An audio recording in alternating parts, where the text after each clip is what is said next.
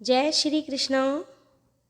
आज हम कार्तिक मास में सुनी जाने वाली बहुत ही महत्वपूर्ण कथा को सुनेंगे, लप्सी और तप्सी की कथा।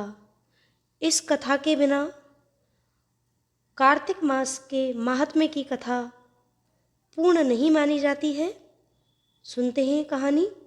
एक लप्सी था और एक तप्सी था। तप्सी हमेशा भगवान की तपस्या में लीन रहता था और लप्सी रोजाना 1.25 सेर की लापसी बनाकर भगवान का भोग लाकर जीम लेता था। एक दिन दोनों लड़ने लगे।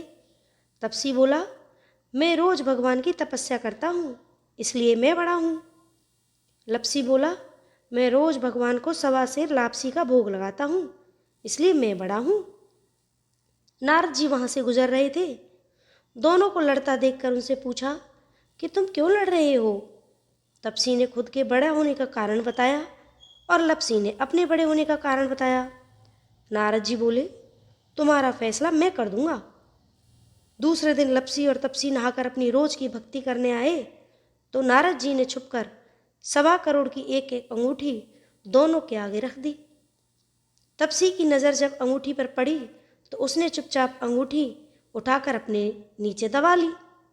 लप्सी की नज़र अंगूठी पर पड़ी लेकिन उसने ध्यान नहीं दिया। भगवान को भोग लगाकर लापसी खाने लगा। नारद जी सामने आए तो दोनों ने पूछा कि कौन बड़ा। तो नारद जी ने तप्सी से खड़ा होने को कहा। वो खड़ा हुआ तो उसके नीचे दबी अंगूठी दिखाई पड़ी। नारद जी ने तप्सी कहा, तपस्या करने के बाद भी तुम्हारी चोरी करने की आदत नहीं गई, इसलिए लप्सी बड़ा है और तुम्हें तुम्हारी तपस्या का कोई फल नहीं मिलेगा। तप्सी शर्मिंदा होकर माफ़ी मांगने लगा। उसने नारद जी से पूछा, मुझे मेरी तपस्या का फल कैसे मिलेगा। नारद जी ने कहा, यदि कोई गाय और कुत्ते की रोटी नहीं बनाएगा तो फल तुझे मिलेगा।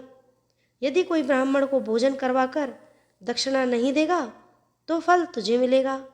यदि कोई साड़ी के साथ ब्लाउज नहीं देगा तो फल तुझे मिलेगा। यदि कोई दिए से दिया जलाएगा तो फल तुझे मिलेगा। यदि कोई सारी कहानी सुने लेकिन तुम्हारी कहानी नहीं सुने तो फल तुझे मिलेगा।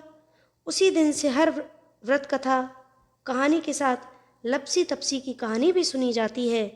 तो ये है कार्तिक मास में जरूर से सुनी जाने वाली कहानी, लप्सी और तप्सी की कहानी। श्री हरि विष्णु।